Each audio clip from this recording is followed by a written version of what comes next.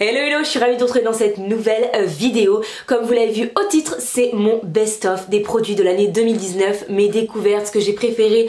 Bref, on va parler de tout ça. L'année dernière et l'année d'avant, j'avais les questions d'un tag en fait, que tout simplement je listais en fait et je vous donnais toutes les réponses. Mais il y a pas mal de choses cette année qui n'ont pas changé par rapport à l'année dernière. Donc je vous invite à aller voir ces vidéos, je vous les mettrai dans le petit, mon best-of 2017 et mon best-of 2018.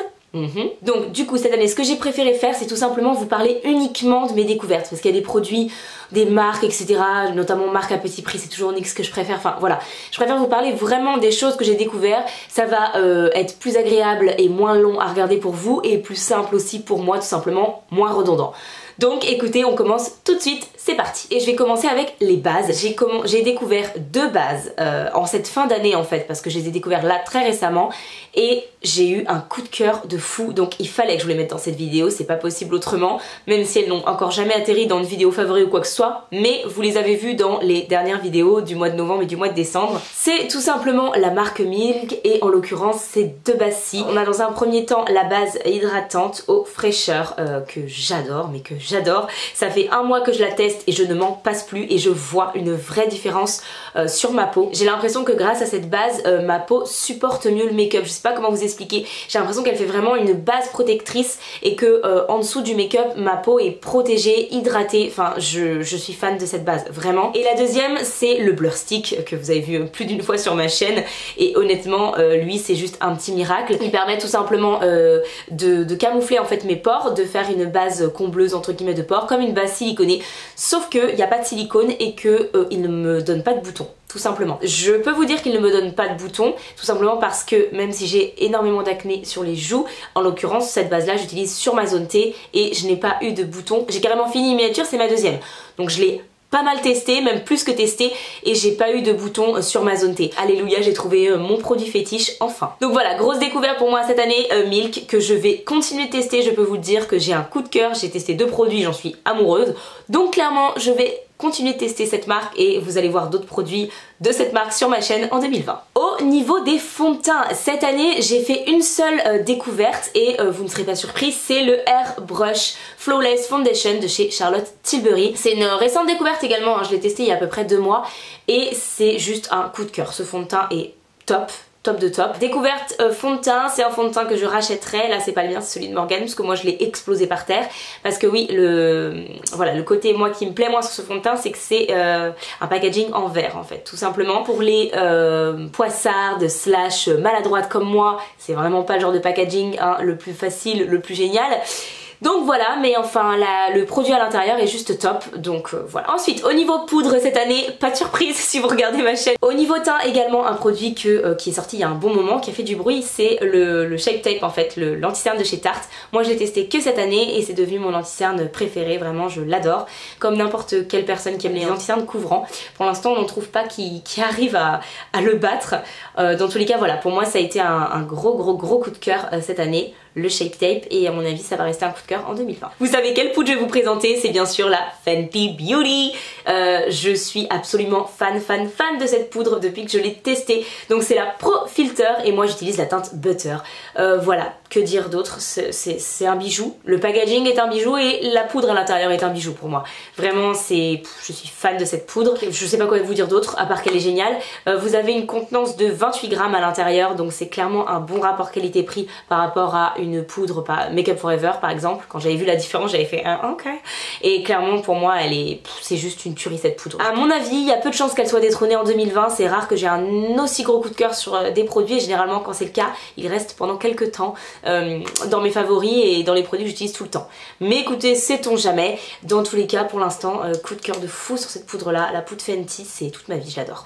Pour mes favoris blush et bronzer j'ai une palette à vous présenter. C'est la palette Hourglass que j'ai adorée. Je l'ai utilisée toute l'année, notamment en ce qui concerne les blushs et le bronzer. Je suis pas convaincue en fait par cette rangée là, par l'highlighter et les poudres compactes, voilà pour tout le teint.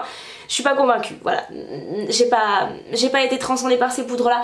Par contre, les blushs et le bronzer, là ça a été des vrais coups de cœur. Donc pour cette palette je vous présente juste les blushs et le bronzer du coup que vraiment je mets dans mes favoris parce que je les ai adorés, je les ai énormément utilisés. Et si je dois racheter une palette de chez Hourglass, sans hésiter, ce sera une palette dans laquelle il y aura uniquement des blushs et un bronzer ou des bronzers, mais en tous les cas les poudres voilà je laisse tomber. Bref, tout ça pour dire le bronzer est juste magnifique, il l'est pour les peaux claires, en même temps c'est la Ambient Light, donc voilà rien d'étonnant. Les blushs sont sublimes, on a l'impression comme ça dans le span on se dit waouh, et en fait pas du tout. Vous l'avez vu, vous les avez vus plein de fois dans mes vidéos, vous voyez bien que c'est un rendu très soft, surtout pour moi qui suis pas une grande fan de blush avec mes rougeurs et mes boutons. Donc voilà, c'est vraiment des produits qui se fondent à la peau, les poudres sont très très belles, en l'occurrence ces trois-ci. Donc voilà, Hourglass c'est une marque qui est très chère, mais si j'ai une belle promotion ou l'occasion, encore une fois je craquerai facilement pour un bronzer ou des blushs de la marque. Alors on va passer à la catégorie highlighter. Comment vous dire, autant l'année dernière j'avais réussi à rester soft et à vous présenter que 2 highlighters, enfin une palette et un highlighter. Là cette année ça a été plus compliqué, du coup j'en ai pas un ni deux mais bien 5 à vous présenter. Je sais que ça fait beaucoup mais voilà, le but c'est de vous présenter toutes mes découvertes de l'année. Donc voilà, un produit qu'il faut que je place évidemment parce que j'ai fait que l'utiliser, mais je crois que, enfin c'est un produit que j'ai depuis longtemps, je sais plus si je vous l'ai déjà mis dans une vidéo favori de l'année, bref, dans tous les cas sachez que il est toujours un de mes favoris. L'highlighter liquide en fait, en teinte opale de chez Becca, que je mets tout le temps, dès que je filme, parce qu'en caméra en fait ça permet vraiment de faire ressortir à fond mon highlighter dès que je filme et dès que je sors. Au boulot je mets pas d'highlighter liquide en dessous, mais voilà, c'est un highlighter que j'utilise tout le temps, que je termine et que je vais racheter. Ça c'est sûr, ou en tout cas trouver un équivalent. Je continue dans les highlighters liquides et mon coup de cœur de l'année, je l'ai porté hyper souvent uniquement pour sortir parce que clairement c'est wahoo, c'est le Cover FX les gars. Je suis fan de cet highlighter, mais à savoir quand même c'est que l'application n'est vraiment pas facile. Au pinceau j'ai même pas tenté. J'ai essayé en tout cas au Beauty Blender mais non, il y a qu'au doigt et il faut vraiment le travailler hyper rapidement en tapotant. Voilà, c'est pas un produit qui est simple d'utilisation, je peux pas dire le contraire. Par contre c'est un produit qui a un rendu de dingue, il est magnifique. Alors la photo était assez hardcore parce que la lumière était moche, mais c'est cet highlighter que j'ai porté en combo avec celui qui suit sur ma photo de Noël où en gros mon highlight, mais on le voit mais à 15 000 km. Je vous mettrai la photo juste ici. Donc voilà, c'est vraiment un highlighter que j'adore. Je le mets uniquement pour sortir encore une fois comme je vous le disais parce que voilà, il est très voyant. Mais moi c'est ce que j'aime et je le trouve juste oufissime. L'highlighter dont je vous parlais juste avant, vous ne serez pas surpris je pense, c'est le Fenty Beauty. Alors celui-là aussi ça a été mon coup de cœur de l'année. Je l'ai testé en novembre-décembre je crois, de l'année dernière. Mais voilà, je l'ai clairement porté toute l'année, encore une fois pour sortir uniquement, parce que c'est un petit peu des paillettes limite libres. C'est pas, c'est pas le genre d'highlighter que je porte pour aller au travail. Alors il paraît sale, c'est assez bizarre. Il paraît sale, mais en fait quand on le met, il n'y a pas du tout de coloration. Hein. Je sais pas pourquoi il paraît sale comme ça, je l'applique au doigt donc j'imagine que c'est à cause de ça, je sais pas trop, dans tous les cas voilà, ne soyez pas surpris mais je sais pas pourquoi ça fait ça. Bref, c'est le How Many Cara du coup comme je le disais de chez Fenty, c'est le Diamond Bomb. Je suis amoureuse de ce petit produit et vous avez vu sûrement, ils ont sorti récemment au mois de décembre son petit frère qui est holographique. J'étais folle, 40 balles quand même l'highlighter les gars, donc j'ai pas craqué là pour le coup, mais j'espère qu'ils vont pas le discontinuer parce que je le veux. Je veux le petit frère de celui-ci, clairement. J'ai tellement adoré celui-là et c'est la même texture et tout ça, texture un peu... En fait c'est une texture un peu crème, un peu baume à moitié et ça se transforme en texture poudre dès que vous le posez et vous avez là des paillettes. Enfin bref, j'adore ce produit. Et voilà, je veux absolument son petit frère. On en est aux 2 derniers highlighters. Du coup, celui de chez Kylie Cosmetics, ça a été un énorme coup de cœur. C'est celui que je porte aujourd'hui. Sans rien en dessous, juste l'highlighter. Donc voilà, il est oufissime. Quand je l'ai swatché, j'étais hyper déçue parce qu'au swatch, enfin, il est pas pigmenté, il est pas fou quoi. J'étais en mode ok, non merci. Mais pour le coup, dès qu'on le met, wow, vous avez un effet de fou malade, il est magnifique. C'est un espèce de champagne un petit peu jaune quand même, mais moi il me va super bien je trouve en hiver, l'été il est beaucoup trop clair. Mais voilà, c'est vraiment une couleur que j'adore. On a une belle contenance en fait sur cet highlighter, c'est ce que j'aime aussi, puisqu'on a 9,50 g, donc c'est vraiment pas mal. Et voilà, c'est clairement un highlighter que j'ai adoré et que je vais continuer de beaucoup porter en 2020 je pense. Et le dernier, pour finir avec la catégorie highlighter, c'est un highlighter de chez MAC et c'est la teinte Show Gold. Je ne sais plus quand est-ce que j'ai eu cet highlighter, j'en sais rien, je vous l'ai peut-être même déjà présenté, pas l'année dernière ça c'est sûr. Mais bref, en tout cas c'est un highlighter que j'ai mis tout le temps cette année, mais tout le temps. Vraiment j'adore cette teinte et je la rachèterai quand je l'aurai terminée parce que je la porte, enfin j'adore cet highlighter. C'est un highlighter holographique en fait, rose gold et doré, enfin pas champagne, doré pêche, entre le pêche, rose gold, un peu doré, enfin je sais pas. Il est vraiment trop beau et pour le coup lui je le porte vraiment en go-to tous les jours, hein. Voilà, je le porte vraiment pour aller au boulot, etc. Parce que c'est un highlighter qui est très voyant mais qui n'est pas non plus comme waouh un truc de fou paillettes, etc. Vous voyez ce que je veux dire? Donc moi je me permets de le porter au boulot, après ça dépend des envies. Bref, dans tous les cas j'ai eu énormément de compliments. J'ai une de mes collègues justement qui, quand je l'ai mis, elle m'a dit c'est quoi ton highlighter, je le veux absolument, donne-moi la référence. Donc voilà, c'est vraiment un gros coup de cœur pour moi. J'adore. Alors, on va passer à un autre produit que j'ai découvert cette année, que j'ai découvert cet été et qui est devenu un indispensable make-up pour moi. C'est la base de chez Anastasia Beverly Hills, la base pour les yeux, le primer en fait, dont je suis absolument dingue, vraiment, ça a tout changé. Enfin, je pense que vous le voyez vraiment. Faudrait regarder le rendu make-up en fait de mes autres vidéos avant que j'utilise et après, mais moi j'ai vu une énorme différence et je pourrais plus me passer de cette base, très clairement. Je pourrais plus m'en passer. C'est devenu indispensable pour moi de la mettre quand je veux un maquillage un petit peu voyant, vraiment. Ce que je déteste sur cette base, évidemment, c'est le packaging, puisque au début, maintenant elle ne le fait plus, mais au début, dès que je l'ouvrais, t'avais tout le produit qui sortait. Pourquoi? Je ne sais pas, un défaut, bref. Dans tous les cas, ça n'enlève rien au produit à l'intérieur, mais c'est vrai qu'au début, c'était quand même très casse-pied. Mon but, je pense, pour cette année, dès que je l'aurai terminé, mais il y a quand même 15 minutes, donc avant de terminer ça, faut y aller. C'est la base P. Louise, tout le monde en parle, j'ai très envie de les comparer. En l'occurrence, voilà, c'est vrai que celui-là était plus accessible pour moi, puisque trouvable, voilà, plus facilement. Mais je testerai quand même, je pense, la base P. Louise pour pouvoir les comparer. Dans tous les cas, celui-là, c'est un énorme coup de cœur et je ne me passerai plus de ce genre de base pour mes make-up, ça c'est clair et net. Alors, au niveau nail...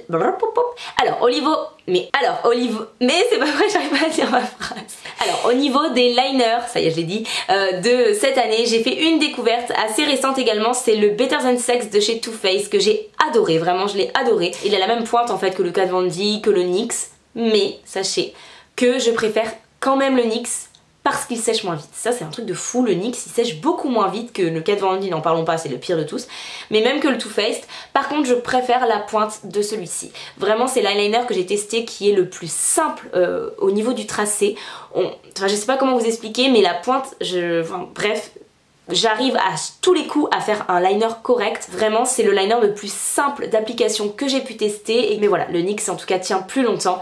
Par contre au niveau application, clairement celui-ci c'est un truc de fou, c'est beaucoup plus simple d'appliquer avec ce liner là. Alors on va passer aux palettes pour les yeux. Je n'ai pas pu vous en mettre qu'une dans cette vidéo, je crois que voilà, enfin moi les favoris, j'ai pas envie de me battre avec moi-même, vous voyez. Enfin si vous voulez une vidéo d'une palette par marque que je garde, et je crois que j'ai pas réussi à faire une seule palette, mais bref vous m'en voudrez pas, c'est dans le petit, je vous mets la vidéo. Alors on va commencer par la palette de chez Anastasia Beverly Hills. Tous les ans il y aura une favorite chez Anastasia Beverly Hills je pense, et cette année c'est la Riviera qui a été un coup de cœur pour moi.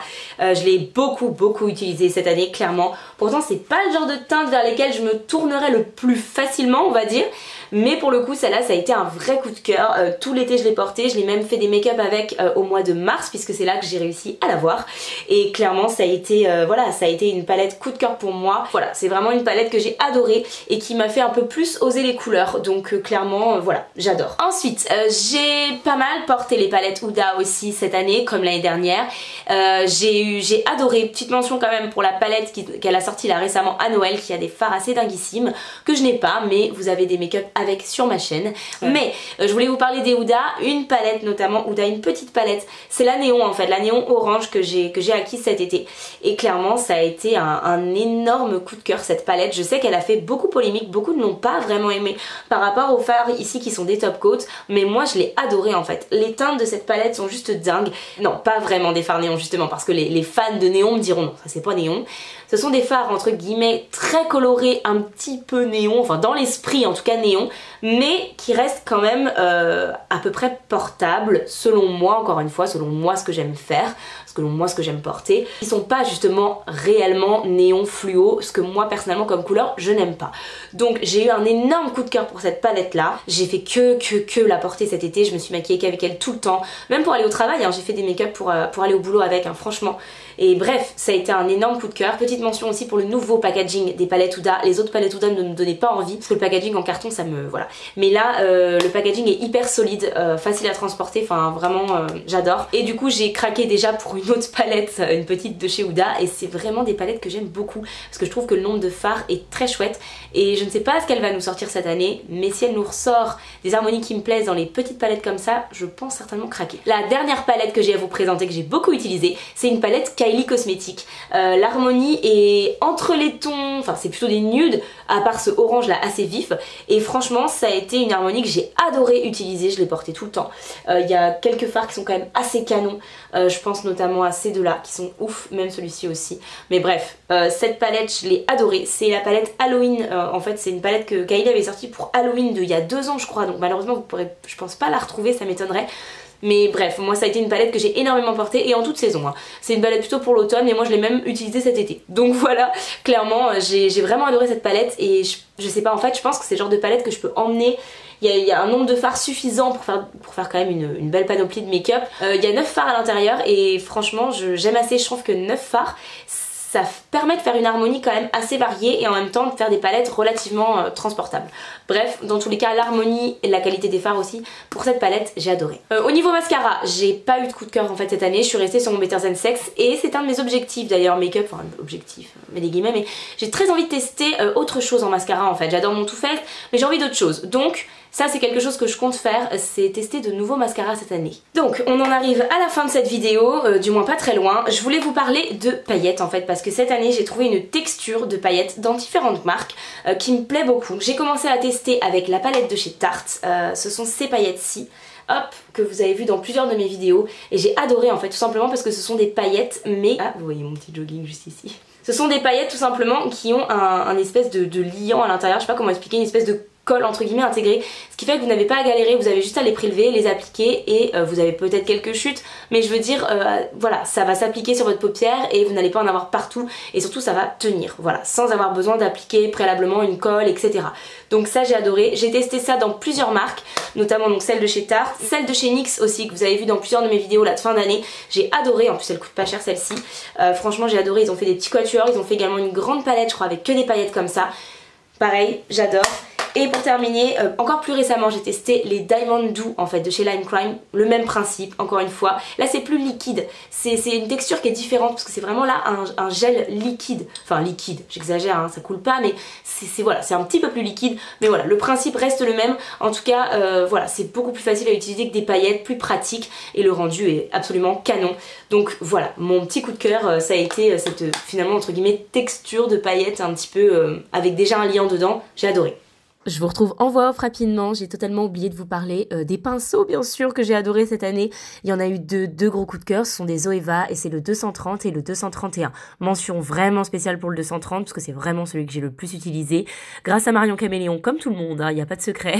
Mais en tout cas voilà, ça a vraiment été, j'ai voulu tester ce pinceau, je l'ai complètement adopté et je l'ai enfin acheté puisque j'utilisais tout le temps celui de Morgane. Je l'ai enfin acheté là en décembre et je vais me racheter plusieurs exemplaires de ce pinceau 230 mais également du 231. Voilà, je vous laisse avec la suite de la vidéo. Ensuite, au niveau des sourcils, mon produit coup de cœur de l'année, vous serez pas surpris, c'est le Gimme Brow de chez Benefit. Je l'ai découvert l'hiver dernier parce que ça a été un de mes cadeaux de Noël en fait, c'était dans le coffret Benefit. Et clairement, voilà, depuis je ne me passe plus de lui, je le rachète à chaque fois. J'arrive toujours à avoir des petites miniatures parce que c'est un produit que je sais pas pourquoi Sephora donne pas mal en miniature quand ils en offrent. Donc voilà, j'en ai tout le temps sous la main et je peux plus me passer de ce produit, clairement, je l'adore. En ce qui concerne les fossiles, j'en ai également beaucoup utilisé cette année, mais je suis restée sur les NYX particulièrement qui m'ont beaucoup plu. J'ai très envie de tester les Lily Lashes qui viennent d'arriver chez Sephora. Le prix n'est pas le même, on va être très clair, donc voilà. Dans tous les cas, ceux que j'ai le plus utilisé cette année, ça reste les NYX. Je passe tout de suite à la dernière catégorie, les rouges à lèvres. Et là, j'ai pas énormément de choses à vous montrer puisque je me suis donné un objectif cette année, c'était de ne plus acheter entre guillemets de rouge à lèvres parce que clairement j'en ai énormément.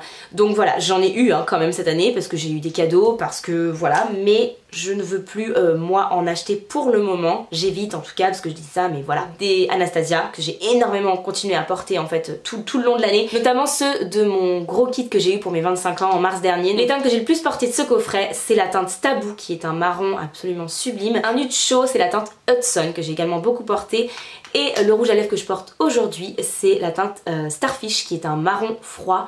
assez clair que je trouve très très beau. Il y a aussi eu la teinte Craft, il y en a eu d'autres, hein. J'ai énormément d'Anastasia et je les aime beaucoup. Mais voilà, ça a été ceux que j'ai le plus porté. Par contre j'ai fait des découvertes au niveau des textures cette année, des rouges à lèvres, puisque j'adore les rouges à lèvres liquide mat. Mais j'ai découvert des alternatives d'autres choses que je porte pour d'autres occasions entre guillemets. En fait je les porte pour aller au boulot quand j'ai pas trop envie, etc.